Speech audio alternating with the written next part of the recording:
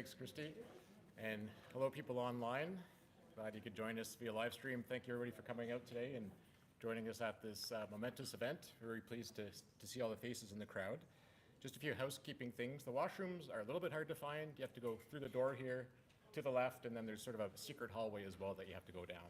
If you have trouble, you can ask someone with a blue shirt on, Enviro-Stewards, and they can direct you. So we have about half hour to 40 minutes of a formal agenda today, but we're really hoping to have more networking times. Once the formal agenda is done, there's more food, there'll be cake later, and people can just relax, get to know each other, and enjoy yourselves. So without further ado, I would like to invite Bruce up to the podium, who is the author we're celebrating today. So congratulations, Bruce, on your book. Bruce is going to introduce his book, give us a bit of a presentation and some reading, so enjoy. So this is the live mic there for the live stream.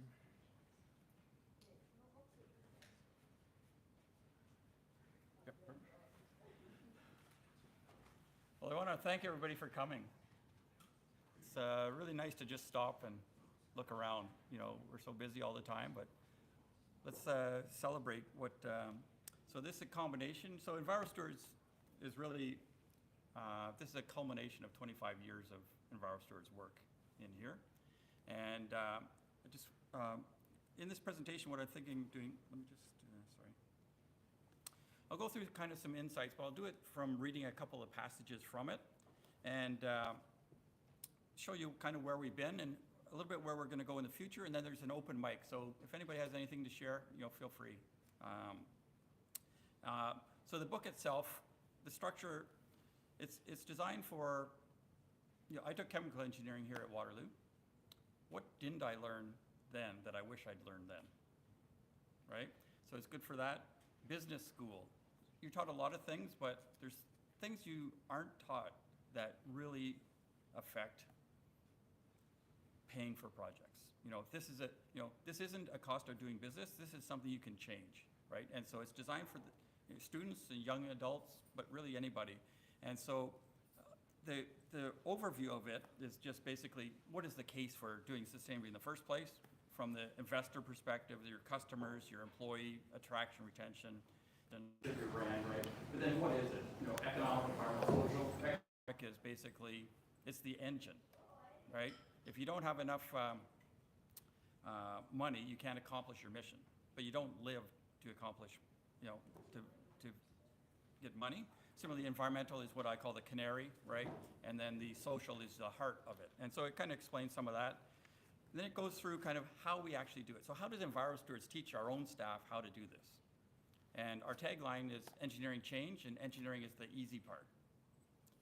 If you want change, you need to involve the stakeholders in the entire process, right, at key points. And so it goes through how we go about doing our work, and then it goes through specifically, okay, if you want to say water, electricity, gas, product, upcycling, it goes through kind of what we call the boot camp of how to actually do it. But all of that has saved you nothing so far. Now you need change management. How do you actually get it implemented? And how do you maintain it after it's implemented? And that kind of stuff. But the last chapter is actually the chapter I'm going to start with, which is basically the power of purpose. So people don't really understand purpose and how powerful it can be. Without purpose, Enviro-Stewards wouldn't be here for sure. And we wouldn't have had the effect. So let me just start with that. Okay. So. Oh, by the way, the book also has 25 case studies, of which one is the Safe Water Project.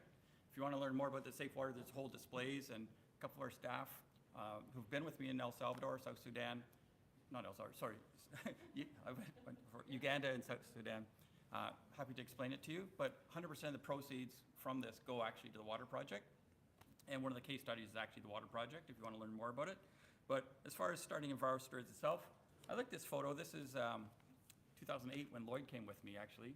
And this is Phil Drader from BlackBerry, and coming with me to set up an internet cafe in Kajukeji, South Sudan.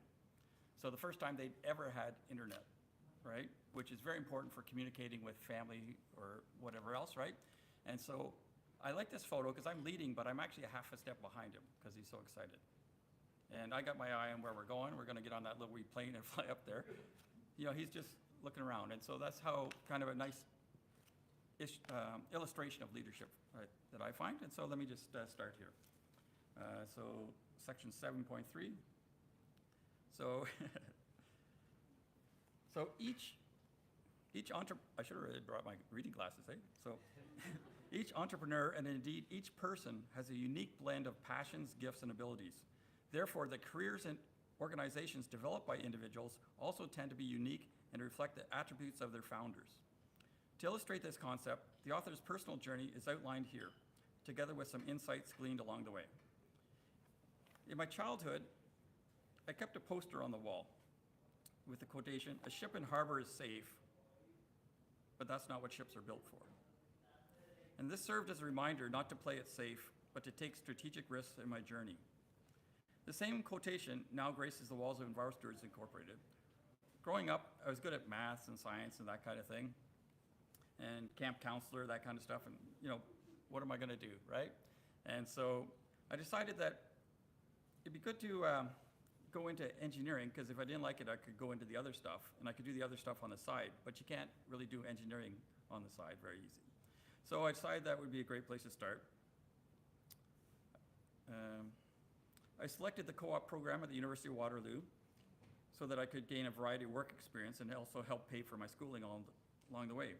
I completed my first 4 work terms at a mine, a research lab, a pulp mill, petroleum company.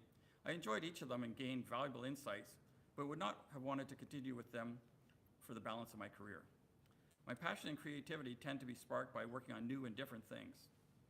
I then decided to try for an environmental consulting engineering firm and found that it was a great fit with my personality. In consulting, you're constantly in a variety of different facilities, and there's a continual changeover of projects and challenges to be addressed. Upon graduating, I accepted a job with a consulting firm and started my career. But I had what I call a pre-life crisis.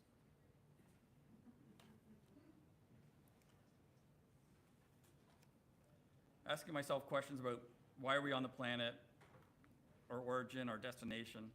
Spent about 2 years of study, and I grudgingly arrived at a faith-based conclusion.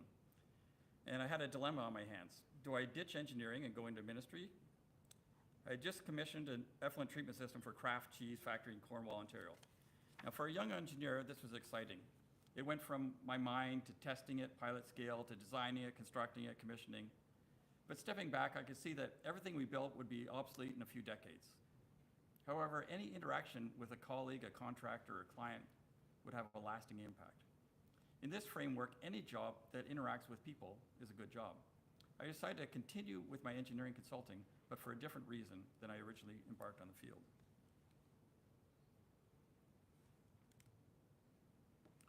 So, I would take leaves of absence and go do volunteer projects. So this is a ministry in New Hampshire where people grew 90% of their own food. And people would come to get off of drugs, alcohol, emotional problems, and they stay for a year. So 6 weeks you can get off of drugs, but not why are you on drugs in the first place? How do you handle life as it's coming at you without the drugs, right? And they had very high success rate. More than half the staff had been there to get help themselves. And so I would take leaves of absence and go back and forth and do that. And this was great, but it's a source of friction for a company and it's hard. You've got to find somebody else to do all your projects, go away, then you get back, you got to start from scratch again, right? So that was hard, and friction was getting larger and larger. So eventually I decided I had to start my own company. So in September 2000, I quit, started my own company called Enviro-Stewards. And so it's just me, just in the living room. And I set it up so that our clients, the main focus would be to help them conserve the resources and address their environmental liabilities, but for our staff, to give them an opportunity to care for creation and serve people. And then my first client is here. So, in the year of Enviro-Stewards' founding of 2000, the first year was a financial challenge as I lined up new clients. The first sale was to Krug Furniture, where I designed a rainwater treatment system that enabled them to use treated rainwater rather than city water to humidify the factory. Not only did this save water, it avoided dust settling on the furniture, as rainwater is very low in dissolved solids when compared to city water. Upon making the sale, I felt compelled to say, "Congratulations, you're my first customer ever." But I thought better of it. Krug is still a customer 25 years later. And so, but interesting how things evolve. So from that, went to Laos and did, that was Krug Furniture, and we taught the furniture industry there how to reduce the amount of pollution of the environment from the way they're dealing with the paint solvents and stuff. But also it's grown into kind of these rainwater harvesting and reuse stuff. So Credit Valley Conservation, that's one on the left there. We have it on our own roof where we leave the water on the roof. We're commissioning one now in Walkerton at a hinge manufacturing company, which is another longtime customer. And we're actually going to use the rainwater in their plating line because it's cleaner than the city water, right? Also washing the buses in Guelph with the rainwater, that kind of stuff, right? So one thing grows in the next. So another thing is, so in 2000 also the Walkerton crisis happened. So that's where, in the year of Enviro-Stewards founding 2000, the city of Walkerton, Ontario experienced a water crisis. A suite of factors contributed to an outbreak of E. coli through the town's water supply that led to more than 2,000 confirmed cases and 7 deaths. The contributing factors included a failure to protect the wellhead from agriculture runoff, failure to repair a broken chlorine pump, inadequate training of staff, inadequate monitoring and testing, falsification of records, and cutbacks in the number of and knowledge level of government inspectors retained by the province. So that water crisis led to a large quantity of work from Enviro-Stewards designing and implementing water treatment systems at summer camps, nursing homes, these kinds of things, enough that we could bring on our first employee. So Andrew Lane Smith was our first employee that spring. And so interestingly, one of the camps, you can see this picture here, was a canoeing camp. So there's no electricity, no nothing, right? And so I had to do a low-tech system. So we did a biosand filter there. And I was going to South Sudan later that year, and so I brought one with me so they could treat the creek water beside the orphanage rather than walking 3 miles to the nearest well, which turned out to be contaminated water from their well anyway. And so, and then that grew into the biofilter project. So we taught 17 students how to build the biofilters, hired the 4 best students to start the project, and Matthew's in the middle there with a white shirt. He's actually going to come here in November to be the feature speaker at our film festival. And so really excited about that. So another type of work we do is called pollution prevention. So before I started Enviro-Stewards, I worked for other folks, and here's a cleanup we did. It cost us $10 million to clean up a $1 million property. And everything we cleaned up should have been in a product being sold instead of in the ground, right? So it's fun for an engineer. There was vacuuming the soil vapors out, bioremediation, pump and treat, all these kinds of things, but it's no good for anybody else. And it just comes from this attitude of, sawdust falls out of sawmills, chemicals fall out of chemical plants, right? Versus preventing the problem in the first place. So that was a very important area of work for us. And the Region of Waterloo is coming out with, we're going to hire somebody for 5 years to do pollution prevention. And so this was very exciting, but I actually was,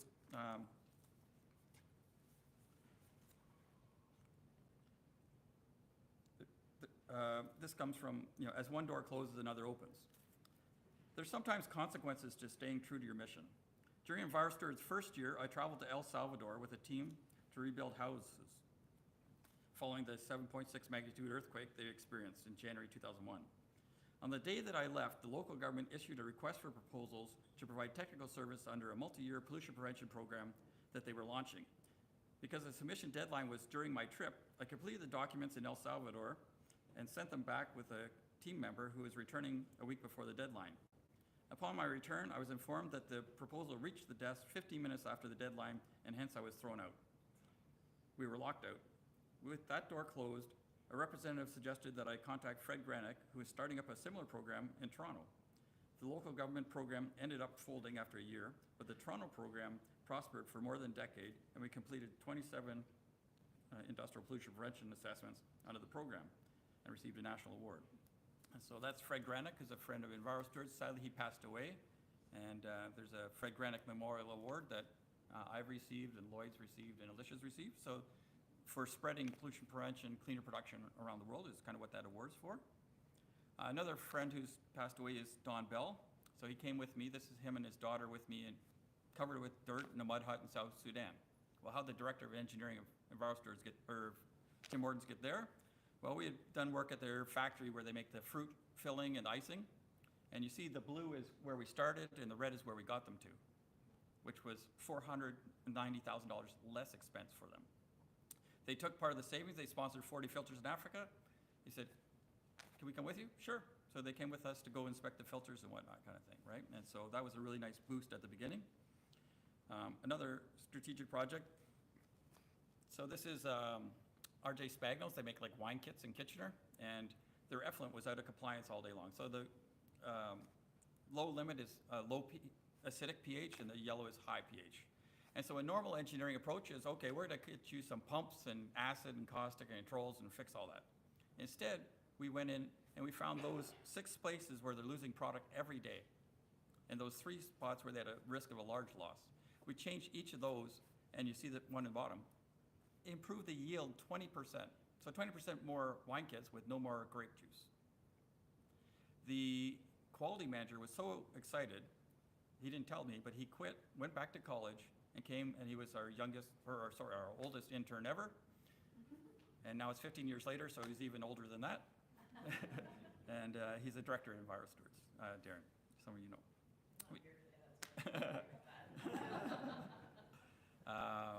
Water conservation, we've done a lot. So there's 5 programs in Ontario that have water conservation. We've been a provider for all 5 of them. You know, for example, York, you know, you can easily save 1/3 of the water with, you know, 1.5 year payback at 60 factories, right? And these kinds of things. So here's just one example. So here's Andreas, who is here, and Spencer, who's here. What they did last Victoria Day weekend is a factory in Toronto never went below 60 liters a minute of water. So when Victoria Day weekend, there's no production, they're still using 60 liters a minute. They found here. These are broken. They don't need to use that water at any time. One shift, they save $175,000 a year between the water, because it was hot, and the water itself, right? Or food loss. So 1/3 of all the food on the planet is wasted right now, and all of the effort in Canada is on how do you destroy that food more efficiently? Literally, with a compost or a digester. There's no investment on how do you not waste that food in the first place. And so that's what we want to push. And so we did 50 factories actually, and we found enough groceries from the 50 factories that would fill a line of grocery bags from the CN Tower to London, Ontario, every year, and keep it in the food supply. So one of those was Campbell Soup. We'd done actually before that one. And in the interest of time, I won't read it, but there's a case study on Campbell Soup in there. I'll read you this Unilever.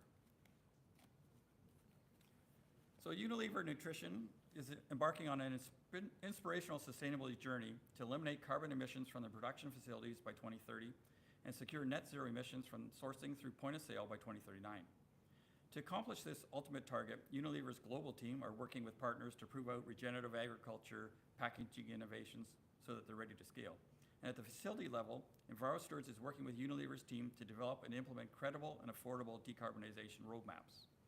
Specifically, Enviro-Stewards started with a process integration study at Unilever's Hellmann's Mayonnaise facility in Toronto to identify practical and affordable measures to reduce the facility's thermal energy consumption by 1/2 to 2/3. By reducing steam consumption, the facility could then purchase a substantially lower electric boiler to generate the remainder of the steam required. And by partnering with renewable electricity projects, they could replace that amount of electricity somewhere else where it's more needed. Based on the success of the decarbonization glide path for Toronto, Enviro-Stewards is currently working with 6 other Unilever facilities to generate and implement their respective costed decarbonization glide paths. Furthermore, with their tagline, "Make taste, not waste," Unilever is a strong advocate for food waste prevention. They've committed to reducing food waste by 50% by 2030, as evidenced by their Super Bowl commercial where they use mayonnaise to extend the life of chicken and whatnot, that kind of stuff, right? And when Enviro-Stewards replaces our electricity, you know, a very common question for us is, how come there's no solar panels on your roof? Well, there's our solar panels. They're in South Sudan, Africa. Every panel gets twice as much daylight, makes twice as much electricity. They're running a generator, which they shut off when we got that running. So Ontario's 10% fossil fuel, they're 100% fossil fuel. So every panel gets 20 times more environmental benefit. So why does it have to be on my roof if we have one planet, right? And so whatever you do for the last mile, first you want a deep conservation, but the last mile you want to feel something you feel comfortable defending, kind of thing, right? Okay, sorry. And that's where the social ventures, you know, the safe water ties in a little bit because you avoid deforestation to boil the water, that kind of thing. Enviro-Stewards also, every employee gets 24 hours of paid volunteer time. One shift of that is we do Habitat for Humanity every year, and we do our film festival every year. And whatever else you're interested in, go do that. If you want time off without pay, go do that. But where's Enviro-Stewards going, right? So we want to work with people not for 3 months. We want to work for them for 3 years, for 5 years. Come up with a plan, implement it, verify it, keep it going. So we have this software platform we developed called Stewie to actually monitor that process live. Each thing that gets implemented gets measured and gets warnings if you lose it. And it's kind of a partner on that journey. But where are we going? Here's the generations, right? And I'm about here, the last of the baby boomers and the first of the millennials. And so in the book, I also talk about succession even. And you shouldn't lead as long as you can lead. You should lead as long as you need to lead. And so right now, we're training up our next generation of leaders of Enviro-Stewards. But as far as myself, as the founder, I have exit options. So the normal exit option for me would be to sell to a multinational consulting company. And I would make a good amount of money at that. But they would immediately remove anything that we're doing that isn't, say the safe water. How much revenue do you get from the safe water work? 0. Okay, that's gone, right? And then what would happen is all of our best staff would be gone also because they're here to make a difference. And so you'd have nothing left. My family, some of them are here, but they're a bit young still, so I can't sell it to the family. I could sell it to the leaders, but why not sell it to the whole team? So actually the entire team has opportunity to buy shares. So every year we've been selling 5%. We just sold another 5% a couple weeks ago, right? It's about 25% now that the employees own. Why not invest in what you're doing? Because they have the most interest in our mission and it continuing. So that's kind of where we're going with that.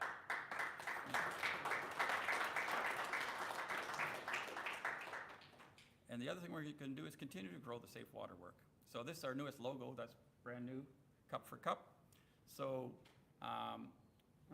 there was a nice film in our film festival last year from provided jug of water in Toronto. They provide that water over in Uganda. We're growing on that now. So we've got a brewery, Cowbell Brewery and Southbrook Wine are going to replace the water it takes to make their product and replace that over there.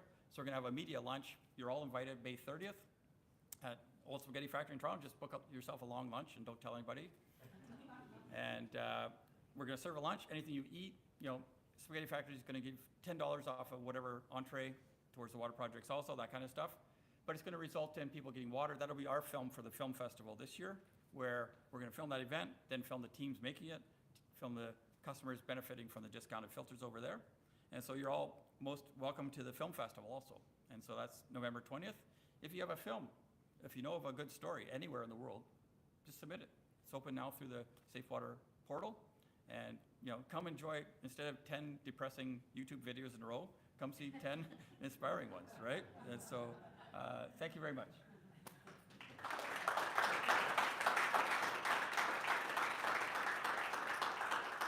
Thanks very much, Bruce, and congratulations again on the book. What's it like to read your own words? I bet. So we have a bit of time for open mic. If anybody would like to share any words to Bruce or Enviro-Stewards in general or any sustainability thoughts. To kick it off, we're going to ask Eric Melton, who's a longtime friend and champion of Enviro-Stewards, just to say a few things. And Eric, take a minute to introduce yourself too and what you do, and thank you. Come on up right here. Yep. Thank you.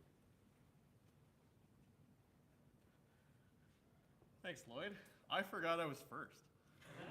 So I realized I had said to Christy and to Lloyd that I would say a few words, and 25 years, I've been part of, I think, 12 or 13. We were talking about it when I got here. The 12 or 13 years, my background in working with Enviro-Stewards was I was a project manager for the Toronto Region Conservation Authority. They have a group called Partners in Project Green, which helps the industrial, commercial, institutional sector with implementation. I was their water project manager for water stewardship and water efficiency. And I didn't know what I was doing at the time. And so ran into Bruce at an event. They were a paid member of our membership. And I realized all the work that I had done in the private sector, I could apply that knowledge and expertise and background into the public sector in working in collaboration with the private sector. How best to do that is to help companies save money. How best to do that is help companies build more efficiency into their operations, but then apply that into reinvigorating their investments into their municipalities, into the Conservation Authority, and the work they get to do. One of the slides that Bruce had was the 5 water efficiency programs in Ontario. I had the aspiration of unifying all 5 of those. We had pitched a proposal to the ISO to want to build a cluster of those 5 to replicate that program across the rest of the province. We never got to that last step, but we showcased a number of case studies that people got to learn about, and what's exciting about it is that that's in the textbook. The reason I was excited to come here today is that textbook is actually now being licensed to U of T Mississauga for their Masters in Sustainability program in Sustainable Management. I teach a course there in Advanced Sustainability. Water efficiency is the focus of that course. All the projects that I talk about are the projects that we did together as Enviro-Stewards with Bruce and Lloyd and the team. But now there's an actual textbook, right? Because before I was using mock data, mock information, just to be able to give a flavor to young professionals to learn more about how to be a more sustainable professional, but don't forget about water. As much as I've moved into sustainability, I always get dragged back into water in a good way. The industry network is so small that everybody kind of knows each other in the water sector, and we always try to help each other. And that's actually something that I know Bruce always does.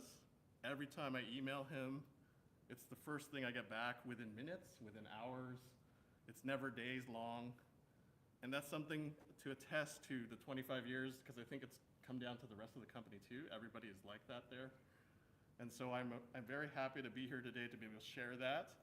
And like I said, I forgot I was going first. I was about to eat something, so I appreciate the fact that I got to say the first words and invite others to be able to congratulate Bruce and the rest of the team and to launch the textbook. So thanks, Bruce, for the opportunity.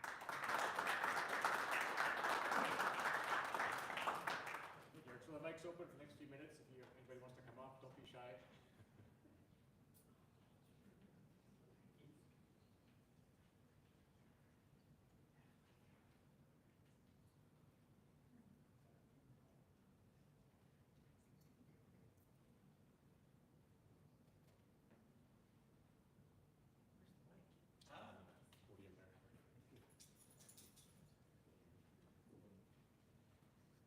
I don't see a mic, but I'll just pretend there's a mic. I'll just talk loud. My name's Kevin, and I actually don't know how long we've known each other. And I actually don't even know how we got to know each other. But somehow we found each other, and I think that's really cool. When Bruce puts up slides, maybe many of you are engineers here, but when Bruce puts up slides, the bar graphs, and he starts talking about pH, I have no clue what he's talking about. So I don't even know how to spell engineering. But you don't have to hang around with Bruce and his team long to know that there's something deeply different driving their operating system. And it's chapter 7, it's purpose. And I have to just say, like, Bruce and the team, they're like, I secretly want to work for this company because I just love what they do. Yeah, everything they do is with purpose. Their company's DNA is deeply rooted in the renewal of creation and creation care, and I just so dig that. The way that he treats his employees and the way that he does this employee shareholders program means that he cares about his staff deeply. And when he goes around the world, in Uganda and South Sudan, it means that he also wants to give his profit, his resources, and his love, and by extension, his team's love away. And I really dig that about you too, Bruce. So don't sell to the multinational, please. And I just want to say you put your money where your mouth is. And more than that, you put your purpose into everything that you do. And I really dig that about you.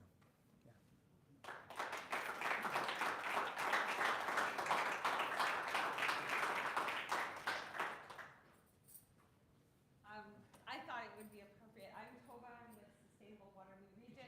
I have to go here. Oh, is this videotape? Oh, I never stand where I'm supposed to stand. Hello, I'm Tova. I'm with Sustainable Waterloo Region. I've been with this organization for 11 years. I know Enviro-Stewards has been involved with SWR for its full 15-year history. And I just want to say how incredibly proud I am of the work they do and the partnership that we have together. They are a leader and an icon in this community and across the country and around the world of what really sustainable business can do, not only in their own operations, but with everyone that they work with. Bruce has been named our Champion of the Year in the past for all the incredible support that he brings to us and to all of the other members in the network. And we know that some of our former volunteers are part of your team as well, which is amazing. So just kudos to Bruce, the entire team, on the textbook, of course, but also on the anniversary. What an incredible example of what sustainable business should be. Thank you.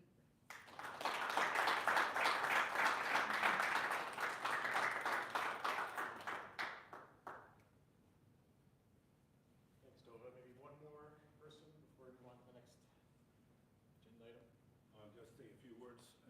I've known Bruce for, I think, maybe 10, 15, 20 years sort of thing. I worked as consulting engineer myself, and we had working in parallel path in some part. And I commend you for thinking of investing in your employees and stay a small company. I think that's great, because I think in the consulting industry, there's just so much of the larger companies buying the small innovative companies, and then the innovation disappears. And I think through my career in consulting, I spent 50 years in consulting engineering, 10 years in BC, and the rest in Ontario. I've seen so many small companies, quite innovative, being bought up by the larger firms. So I think that's a great move to maintain the innovativeness. Congratulations.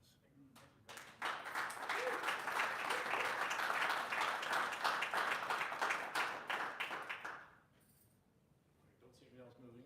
There'll be lots of time after to chat if you want to share something privately with somebody. I know it's hard to speak in front of people. I've been at Enviro-Stewards for 18 years, so some of those slides bring back memories when I first started. I remember those images that we used to present to clients, and sometimes when I tell people I've been at the company 18 years, I feel a little like nowadays that's so long, and people look at me, 18 years? Like, isn't 2 years the average now? But when I think about it, like, I really like the people I work with, and just looking at the audience, like whether you're a client or a champion, you know, we get to be part of a community like this with people who are sort of working for a common cause to make an impact that's positive on people and the planet. So I'm not sure where else I could go to be amongst people like this. So thank you to everybody who came today, and thank you for doing what you do. And we're so pleased that whether you're a friend or client, that we've been able to journey with you over the years. And 25 is just one number. It's 25 plus now. So maybe see you at the 50th. So we just have a few more formal items to go. But before I do that, I'd just like to say goodbye to the live stream. The rest of the things we'll be doing internally. So thanks so much for tuning in. And I'm going to have Wesley come up and start the final activity. Once